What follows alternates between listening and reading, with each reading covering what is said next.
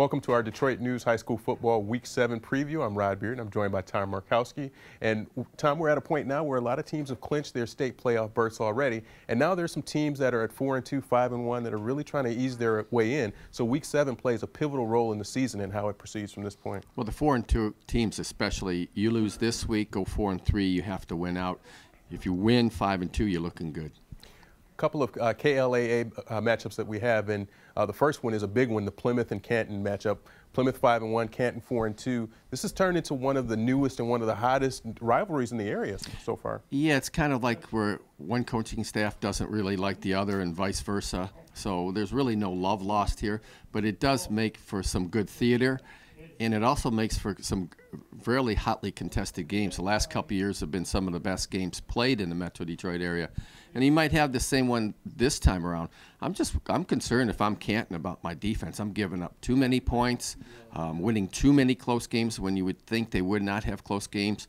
Livonia Franklin, for example, last week was not considered a strong competition for Canton, but they'd give everything they hope to have. That being said, I like Plymouth in this game. I have had a chance to see Plymouth.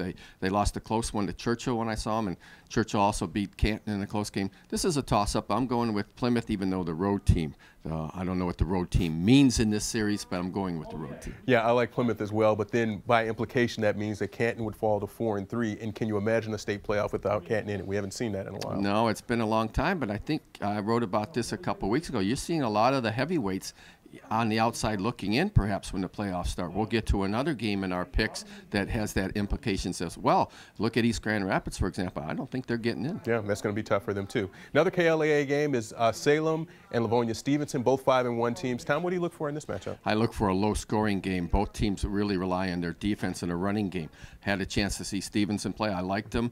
They lost that game at Northville, but you know, I still liked some of the things I saw out of Stevenson that time. And Salem's been a tough team all year long. A big surprise in the Central Division. Their defense has really held them in games. They won another close, low-scoring game last week. I kind of like Salem in this one and another low-scoring game.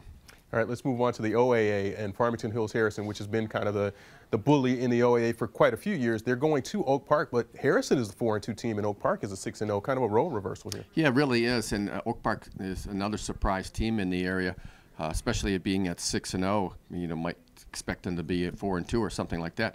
Harrison's been living on the edge. They've won some close games. They lost some close games. This is not a strong Harrison team. I think they get exposed again this week. I think Oak Park's defense and their ground game controls things. Yeah, and talk about another team that's on the edge. You got Oak Park this week. You got Farmington next week. Harrison might be another one of those teams that's kind of on the bubble if they're not able to win this game, because Farmington's going to be a tough game for them next week. I really expect them to lose their next two games, and I think that puts their backs against the wall. Then again, some teams respond when that happens to them. So, you know, best of luck to Harrison, but they really could be on the outside looking in. And for Oak Park, this is their first playoff berth. At 6-0, they've already clinched. First playoff berth since 2005, and that's got to be one of the best stories in the state, with Greg Carter really turning this program around. Quickly. And also the win is going to seal a share of the white title for Oak Park, so certainly been able to turn that around and maybe even lend a championship to that effort as well. Another rivalry game we have for you, Grosse Pointe South at 5-1 playing North at 4-2. Again, North, a team that's had kind of a fair to middling year. If they don't win this game, they're really in a tough spot. Right, that would put them at 4-3. I actually like North to win this game. It's at North. I'm not sure that means a whole lot in this series, but I do like their defense, and that will mean a lot on this night. And they've kind of had the upper hand on South recently, except for the last two meetings where South has won. The previous 7, North did win. They've kind of got that psychological edge over South, and I think that plays a part in this game. I think Frank Zambera done a nice job at North. Now, granted, they moved down from the white from the blue. The competition is more suitable to them. This is always a big game, but I think with what we just talked about, it's even bigger this year with the implications for the division title and also a state playoff. Yeah, with St. Clair looming in Week 9, they don't want to try to mess around and have to get that 6 in there. That's a team that's playing well. Absolutely. And final game in the Catholic League in the Central Division, as we try to get to just about every week, there's something good there. CC and Brother Rice, two teams that are 4-2. The loser of this game, again, is you're talking about a really rough road trying to get into the playoffs.